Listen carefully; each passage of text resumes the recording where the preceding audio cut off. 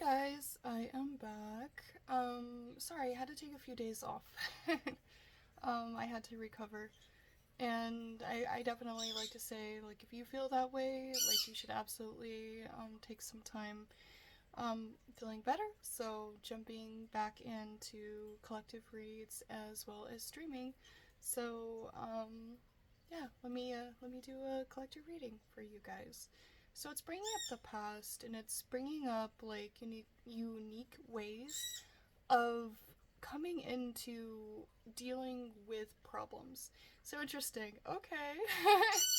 So energy sounds like it's pretty close to just allowing ourselves to develop new coping mechanisms. I guess is what my guides want to talk about today. Trying to talk about like what we are trying to bring forward, not necessarily manifest, but affirmations. So like, what are we telling ourselves on the daily to get ourselves through? But we want to make sure that we're shining, but we're not blocking with the shining. So we want to make sure that as we are coming into telling ourselves like you can do this, like affirmation things, we need to be honest with ourselves when we're taking on too much. Um, Interesting. So they're talking about like treating ourselves, but making sure that like the treat of yourself is like good for you. So they're talking about like not indulgence, but like making sure that you're doing something good for yourself in a manner that is healthy for you. So hopefully that makes sense coming through. And we need to do things that kind of relieve us um from feeling the same thing.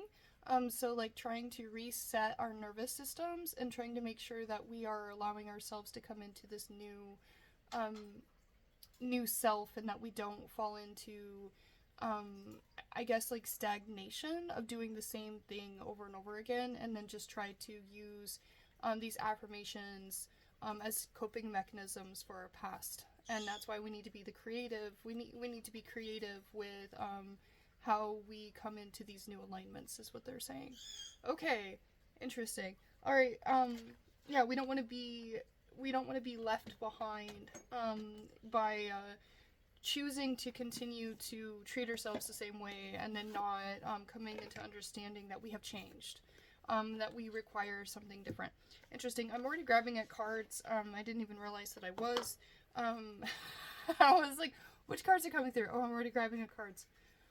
So they're talking about like sandworms from Beetlejuice. Oh, cards fell out. That doesn't normally happen. Yeah, we're being like over critical of ourselves.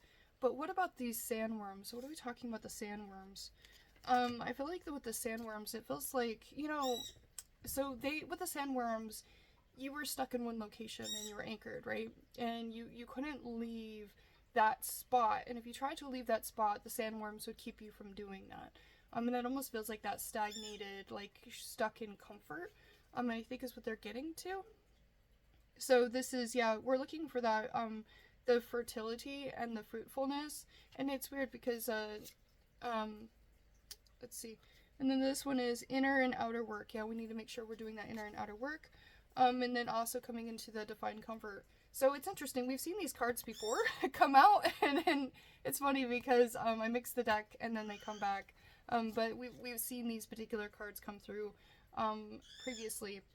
But this is about like not being stuck in those comfort zones, that we are doing the inner and outer work, so then that way we can come into more fertile and fruitfulness, and then come into that divine comfort instead of falling into old coping mechanisms that worked for us. And then, but in order to do that, we have to hold a little bit of criticism of self, but not in a way that is destructive but constructive. So the difference between constructive criticism and just being critical, self-critical, is trying to say, well, this doesn't work because of this.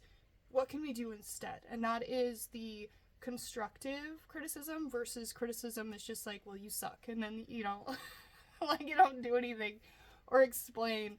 And so we kind of get stuck in those those versions of self where we feel like we can't leave, and when we try to leave, it doesn't feel like it's fruitful enough, and that's where I think the sandworm reference is coming in, where we feel like we're having to fight,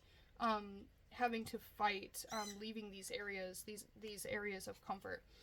And it, like in the sandworm was like in the desert, right, and like it barren land, so it doesn't feel like it's something that they can do, but like I guess like in Beetlejuice they go through the inner door, so they have to do the inner work, they have to start healing in order to take their journey, and then also go through the door, so like to escape they have to go inward. Interesting. Okay, so let me see what this is. Fines and unfair costs. Yeah, but there's costs for that, and even when they went through the door they were like, you're supposed to you're supposed to have made a lot more progress. They talk about the progress that they didn't make, and they shouldn't have used that door yet. So there's things that we need to do, inner work and outer work, before we dive into some of these fines and unfair costs that you end up coming into because you're trying to push through and go and seek help from some of these more divine comforts or things that are like inside but external. So that's interesting. So what are we getting at here? Yeah, multi-guest. So like reaching on beyond the self. So it's talking about like balancing and trying not to reach beyond the self. Capacity for healing. Yeah.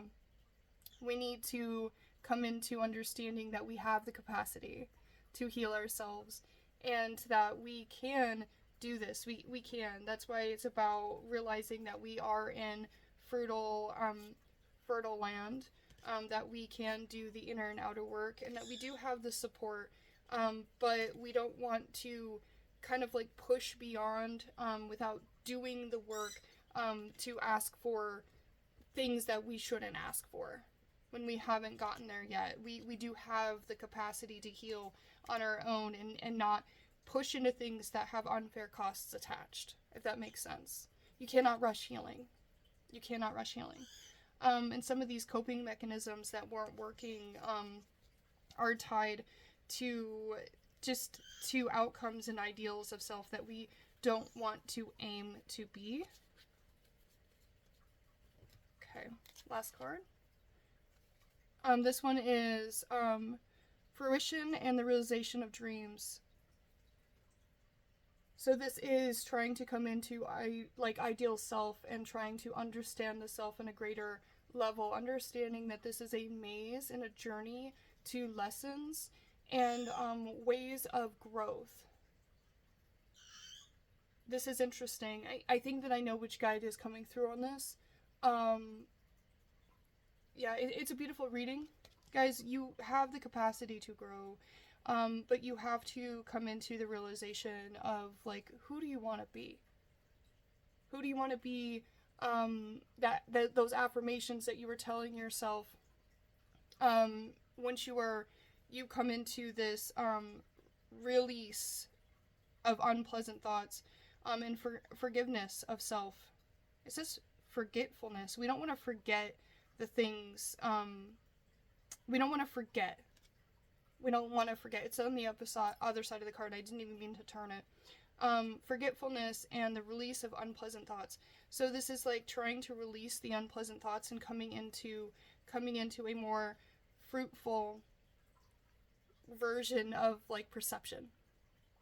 And realizing your ideal self and your dreams, and trying not to harbor the unpleasant thoughts that might be attached, that might keep us from realizing our true selves, not falling into past versions of self, or using affirmations as a way to cope or hide. So this is about also being very vulnerable with the self.